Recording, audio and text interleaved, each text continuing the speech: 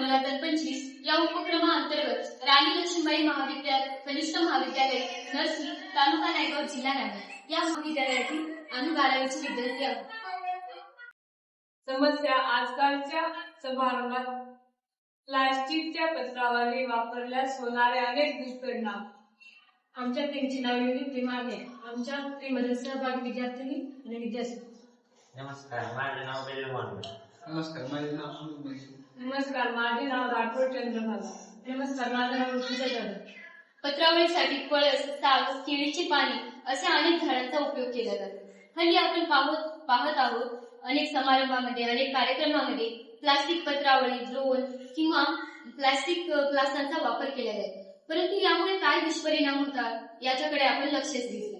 एकदा विचार करा बरं, आपण प्लास्टिकचा वापर करतो आणि ते वापर केलेली प्लास्टिकची पत्रावळी, गिलास, ड्रोन हे आपण रस्त्यावर टाकतो आणि गाई वासरे जर हे खाल्लं तर त्यांना हानी पोहोचू शकते, त्यांच्या जीवास हानी पोहोचू शकते.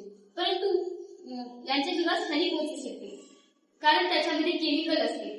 आणि आपण हे वापरण्यापेक्षा नैसर्गिकरित्या जर बनविलेले पत्रावळी हे जर आपण वापरलो तर यापासून आपल्या जीवास, आपल्या आरोग्यास करू शकणार आहे. आपल्या जीवासाठी, आरोग्यासाठी ते चांगलं ठरू शकते. तसेच प्रदूषणही टाळू शकते आणि गाई वासरांना इजा सुद्धा पोहोचणार नाही. आणि आपण प्लास्टिकचे पत्रावळी जर रस्त्यावर टाकलो तर त्याच्यापासून त्यांना गाई वासरांना इजा पोहोचू शकते. तेच त्याच जागी जर आपण नैसर्गिकरित्या बनवलेले हे पत्रावळी जर आपण एका खड्ड्यात टाकलो तर त्यापासून सेंद्रिय खत तयार होते आणि ते शेतकऱ्यांसाठी उपयुक्त ठरते आणि शेतीसाठी ते उपयुक्त ठरू शकते.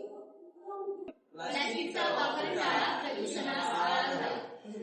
प्लास्टिकचा